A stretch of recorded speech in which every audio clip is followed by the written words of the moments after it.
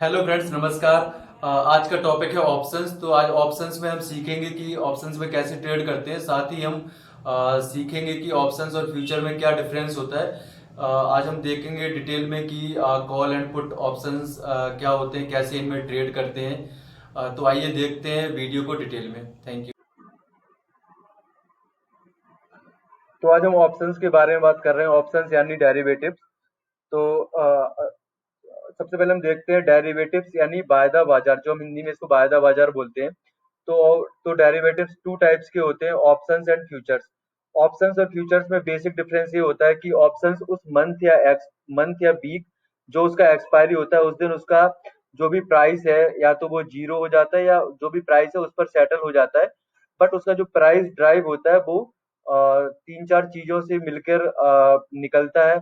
जैसे कि उस ऑप्शंस जो भी ऑप्शंस में हम ट्रेड कर रहे हैं, जिस स्टॉक या इंडेक्स का ऑप्शंस है उसका करंट प्राइस क्या है या लास्ट ट्रेडेड प्राइस क्या है। दूसरा, उस ऑप्शंस को एक्सपायर होने में कितने दिन बचे हुए हैं। थर्ड, वोलाटिलिटी कितनी है। तो उनका एक फॉर्मूला होता है जिसके हिसाब से वो उस ऑप्शंस का प्राइस ड्राइव होता है। बट फ्यूचर्स में क्या होता है, फ्यूचर्स में जस्ट जो उस स्टॉक या इंडेक्स का करंट प्राइस चल रहा है उसके हिसाब से उसमें प्रीमियम या डिस्काउंट ऐड करके उस मंथ का फ्यूचर्स का प्राइस ड्राइव होता है। और हम फ्यूचर्स को आगे कैरी ओवर भी कर सकते हैं।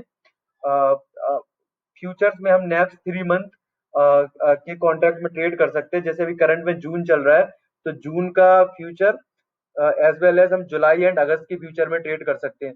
ऑप्शंस में हम देखेंगे कि ऑप्शंस में स्टॉक ऑप्शंस भी होते हैं, इंडेक्स ऑप्शन होते हैं। स्टॉक्स में लाइक जैसे एसबीआई हो गया, आर रिलायंस हो गया, टीसीएस हो गया, तो इन स्टॉक्स के ये जो वायदा बाजार में लिस्टेड स्टॉक्स है इनके ऑप्शंस होते हैं। और इंडेक्स लाइक निफ्टी हो गया, बैंक निफ्टी हो गया। फिर जो भी स्टॉक या इंडेक्स होते हैं उसके अंदर कॉल और पुट होते हैं। कॉल और पुट की हम आगे के स्लाइड्स में डिटेल में एक्सप्लेन एक्सप्लेन करेंगे। अभी हम देख लेते हैं कॉल पुट होता है और उसके अंदर स्ट्राइक्स होते हैं। स्ट्राइक्स लाइक जैसे अभी निफ्टी का मैंने यहाँ पर एग्जांपल लिखा हुआ है। तो अभी करंट में निफ्टी 10,000 चल रहा है, तो अभी जैसे निफ्टी का 10,000 का सी, निफ्टी का 10,000 का पी, 10,050 का सी, 9,950 का पी। तो 50-50 पॉइंट्स की डिफरेंस से इसके कॉन्ट्रैक्ट होते हैं। नेक्स्ट हम देखते हैं ऑप्शंस बेसिकली होता क्या है। तो ऑप्शंस एक सिक्योरिटी होता है जो जिसको हम लॉन्ग टर्म के लिए होल्ड नहीं कर सकते। जब तक उसका एक्सपायरी ना हो जाए तब तक हम उसमें ट्रेड कर सकते हैं। तो उसमें ट्रेड जब जब उसका एक्सपायरी की जो भी वीकली या मंथली एक्सपायरी है तब तक हम उसमें जो भी वोलाटिलिटी या जो भी उसमें मूवमेंट होता है अप या डाउन, तो उसमें उसको कॉल या पुट उसका बाय करके उसको ट्रेड कर सकते हैं। अब ऑप्शंस में टू टाइप्स के ऑप्शंस होते हैं, कॉल एंड पुट। तो बेसिकली कॉल क्या होता है, जब हमें लगता है कि मार्केट ऊपर जाने वाला है यानी कि मार्केट बढ़ रहा है तब उस टाइम पे हम कॉल को बाय करते हैं और इसको सीई से रिप्रेजेंट करते हैं।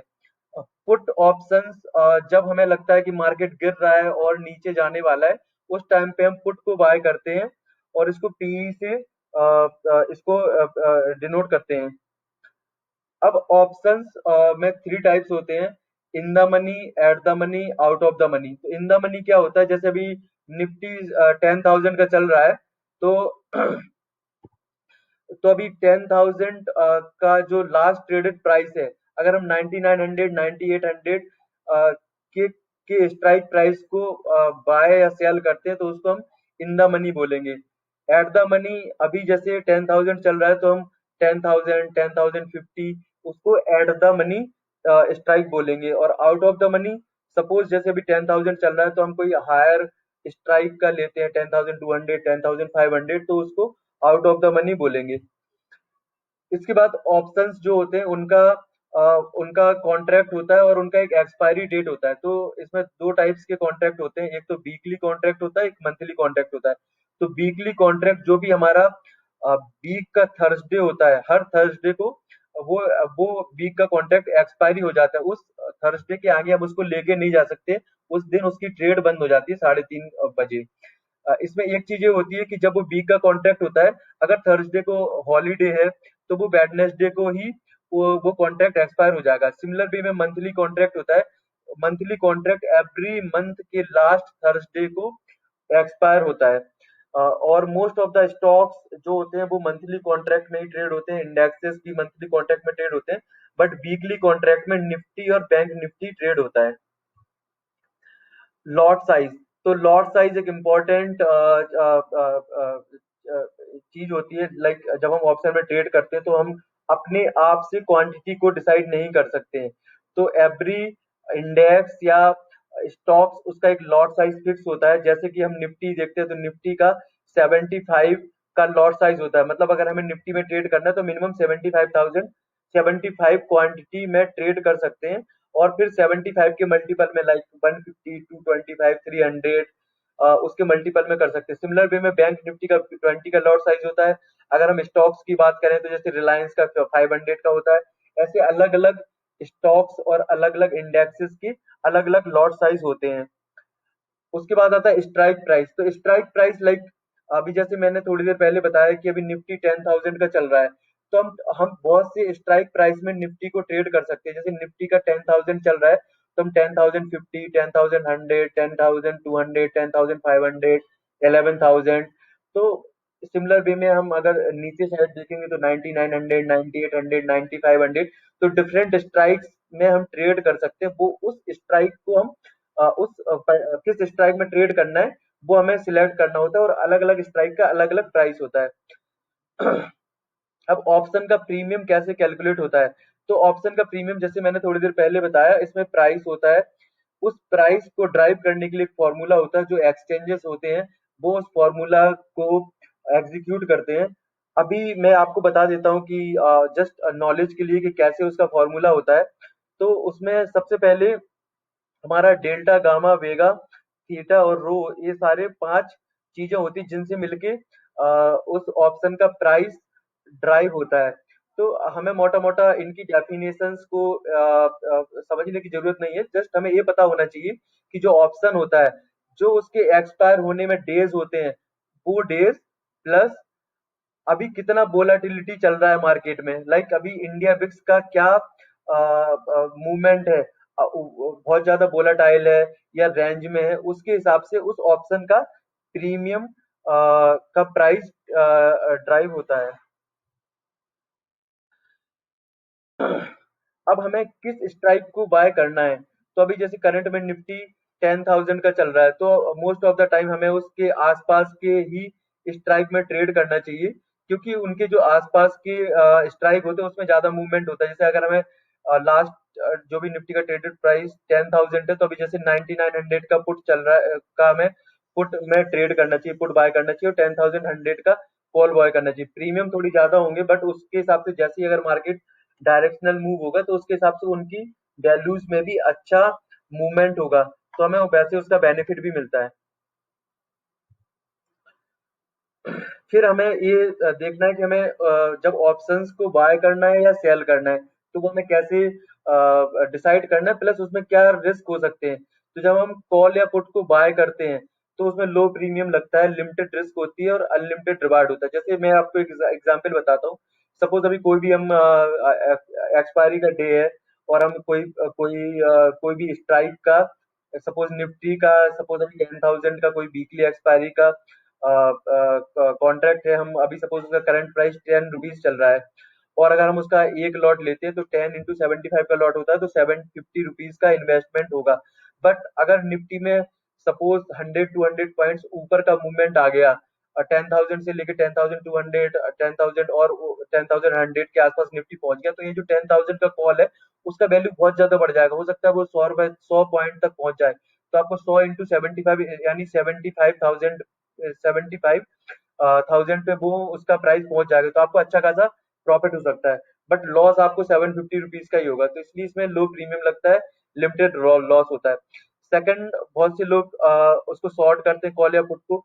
जब कॉल या पुट को शॉर्ट करते हैं तो उसमें ह्यूज मार्जिन रिक्वायर्ड होता है, क्योंकि बहुत सा मार्जिन एक्सचेंजेस ब्लॉक कर लेते हैं। बहुत सा जो हमारा ब्रोकर होता है वो अपना मार्जिन ब्लॉक कर लेता है, और अनलिमिटेड रिस्क होता है। सपोज हमने कोई भी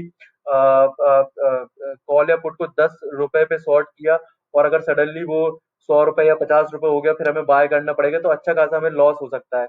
तो हमें उसको प्रॉपर समझ के डायरेक्शन देख के ट्रेड करना है, प्लस हमें साथ में हेज करना है और अपने स्टॉप लॉस लगाने हैं। अब हमें स्ट्राइक कैसे सिलेक्ट करना है, सब तो सपोज जैसे अभी निफ्टी 10,000 का चल रहा है, और अब मेरे को लग रहा है कि अभी निफ्टी आगे जाना चाहिए। अगर मेरा मूवमेंट बुलिश, जो मैं सोच रहा हूँ कि अभी बुलिश मार्केट है, निफ्टी बढ़ रहा है, तो उस टाइम पे हम जैसे अगर 9900 का कॉल खरीदते हैं तो उसको इन द मनी बोलेंगे। 10,000 का खरीदेंगे तो एट द मनी, 10,100 का खरीदेंगे तो आउट ऑफ द मनी। तो हम कोई भी स्ट्राइक का कॉल खरीद सकते हैं। अगर हमें लग रहा है कि मार्केट बियरिश है, तो हम 9900 का पुट बाय कर सकते हैं, या 9800 का पुट बाय कर सकते हैं, करंट प्राइस से नीचे का प्राइस, क्योंकि मार्केट नीचे जा रहा है। अगर हमें देखना है कि हमें स्ट्राइक कैसे, अगर हम सेल कर रहे हैं तो हमें किस स्ट्राइक को सिलेक्ट करना है, तो जैसे अभी 10,000 का निफ्टी चल रहा है, तो हमें जो हमने इसके पहले एक्सप्लेन किया उसकी जस्ट अपोजिट में, जैसे हम 9900 का कॉल को सेल कर सकते हैं, 10,000 का कॉल एट द मनी को सेल कर सकते हैं, 10,100 की कॉल को सेल कर सकते हैं।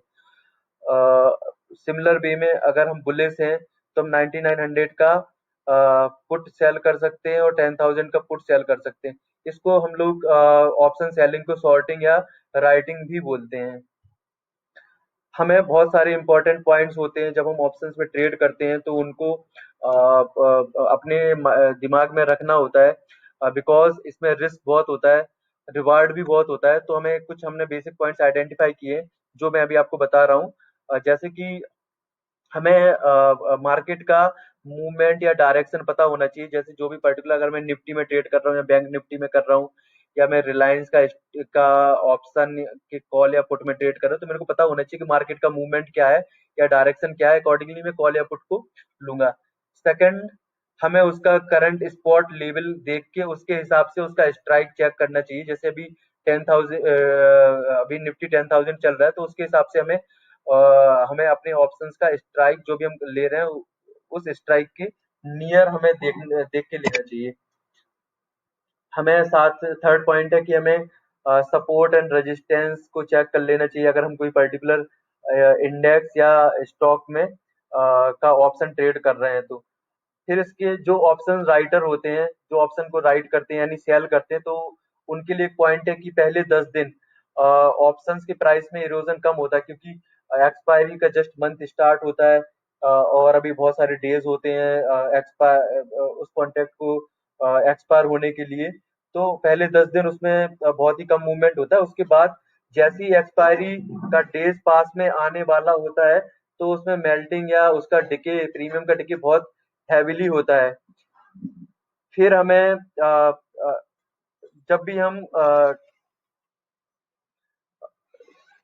जैसे अगर हम हेज ट्रेड करते हैं, अगर हम कोई कॉल या पुट दोनों में ट्रेड कर रहे हैं, तो हमें ये देखना है कि दोनों में प्राइस सिमिलर होना चाहिए, सेम होना चाहिए ऑलमोस्ट। जैसे अगर अभी मैं आज की बात करूं तो 10,200 का कॉल और 9,500 का पुट, उसका प्राइस सेम है, बिकॉज जबकि देखेंगे तो निफ्टी 10,000 का चल रहा है, बट जस्ट 200 पॉइंट अप का जो कॉल है और 500 पॉइंट पुट है का नीचे का पुट है। तो अभी देखेंगे हम कॉल और पुट में मतलब डिफरेंस ज्यादा है, उधर 500 पॉइंट नीचे और कॉल 200 पॉइंट अप है, बट दोनों का प्राइस ऑलमोस्ट सेम है। तो हमें कॉम्बिनेशन निकालना होता है, वो मैं अगली वीडियो में बताऊंगा। उसका ऑप्शंस का डेटा समझा के कि कैसे आपको कॉल और पुट का पेयर बनाना है। अगर हम ट्रेड कर रहे हैं तो ऑलवेज हमें स्टॉप लॉस लगाना है, जिससे हमें पता चले कि इतना लॉस हमें मैक्सिमम हम लोग बियर कर सकते हैं। और हमें इसमें ऑप्शंस में इमोशंस को कम ही रखना है, बिकॉज लाइक अगर इमोशंस होंगे तो इसमें इसमें हैवी लॉस भी हो सकता है। फिर हमें इसको जो भी हमारा हमने ट्रेड लगाया उसको हमें पता होता है कि लिमिटेड डेज के लिए होता है, जैसे उसका एक्सपायरी होने वाला होता है, तो हमें उसको ज्यादा दिन के लिए होल्ड नहीं करना। अगर हमने ज्यादा दिन के लिए होल्ड किया तो उसका प्रीमियम डिके हो सकता है, ज्यादा हो सकता है, और हमें अच्छा लॉस लग सकता है।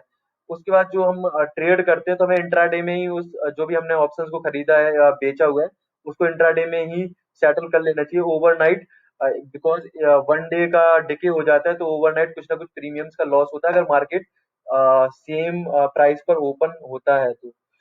नेक्स्ट पॉइंट है कि हमें डेली ट्रेड करने की जरूरत नहीं है। अगर मार्केट अनसर्टेन है, वाइल्ड मूव है दोनों साइड, तो हमें ट्रेड नहीं करना है। हमें उस दिन का वेट करना है जब मार्केट में थोड़ा कूलनेस हो, लाइक मार्केट शांत हो, ज्यादा बड़ा मूवमेंट नहीं है और न्यूट्रल मार्केट है।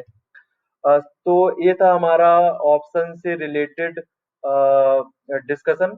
अगले वीडियो में हम आपको प्रैक्टिकली मैं दिखाऊंगा आपको कि कैसे एनएसई में की साइट में जाके कैसे हम ऑप्शन का डेटा चेक कर सकते